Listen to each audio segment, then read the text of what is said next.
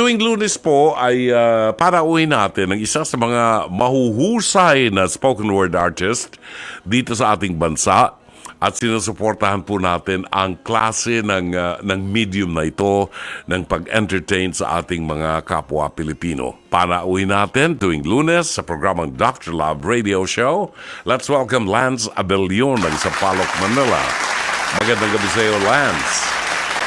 Yes po, isang magandang gabi po, Brother June, sa ating po mga tagapakinig po ngayong gabi. Thank you. At anong pinagkaabalahan mo itong weekend, Lance? Yes po, medyo naging busy po tayo nitong weekend dahil tayo po ay naimbitahan po sa Pampanga para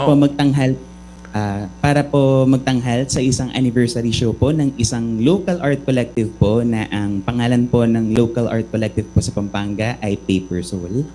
So, sa mga taga Paper Soul, maraming salamat pong muli sa mga nanood sa amin, nakasaya sa amin at the same time. Maraming salamat sa Paper Soul para po sa pag-imbita po sa inyo.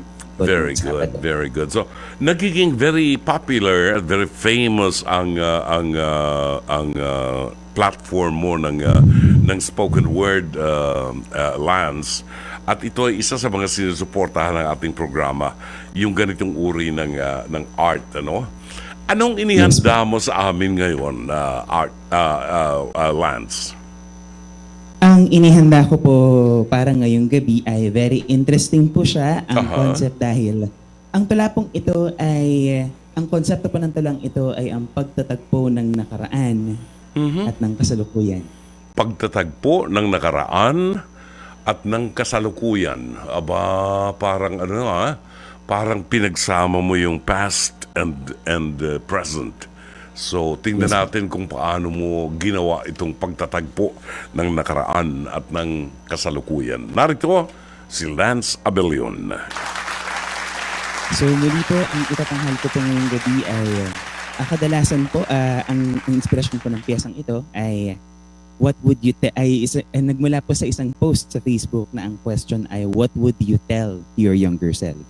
At nung pinagninilayan ko po ang tanong na yon, ang piyesa pong ito ang lumabas. So ang pamagat po ng piyesang ito ay Liham para sa Batang Ako. Sana magustuhan niyo.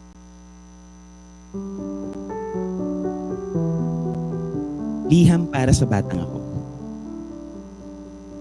Para sa Batang Ako. Marahil may mga bagay ako buhat sa nakaraan na hinayaan kong mawala. Mga desisyong pinagsisihan, mga oportunidad na nagawang pakawalan dahil sa mga bagay na mas kailangan. At ngayon, sana ay nakikita mo kung papaanong sa bawat araw ay pinipili kong manatili at magpatuloy. Na mula sa mga pagdududa na naririnig sa kapaligiran ay pinapakinggan parati ang bulong na marapat lamang ako na lumaban. Na magsukuan ang mga pangarap na matagal ng hawak ng tangan. Lahat ng danas na dumatambad sa aking harapan, mga pagkakamaling nagawa sa nakaraan ay kasama sa paglago at pag-usad. Binabalikan upang maghatid ng mga aral sa sino mang makadaupang palad. Marahil malayo pa ang aking mga hakbang patungo sa dulo.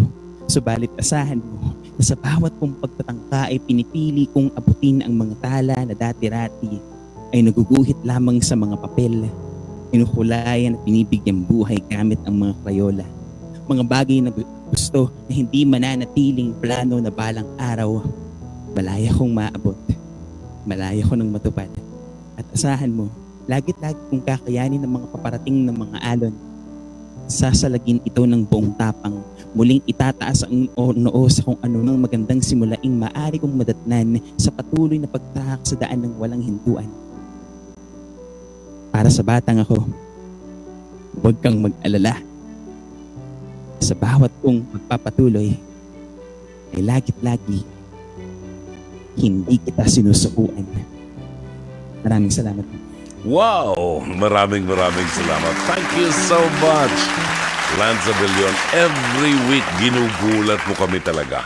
Thank you, and I thank God for giving you that talent, na makapagsulat at makapag-deliver ng spoken word na uri ng art, Thank you very much, Lance. Thank you. Likewise po, I am very thankful po na may mga programa pong kagaya nito, at the same time may mga events po at mga program po kagaya nito na sumusuporta po sa aming sining na ginagawa, no, na isang uri ng malaking development at significant development po sa panitikan sa ating bansa. Maraming salamat. Thank you, and you have a nice evening, Lance Abelion. Thank you! Ang ating spoken word artist, 7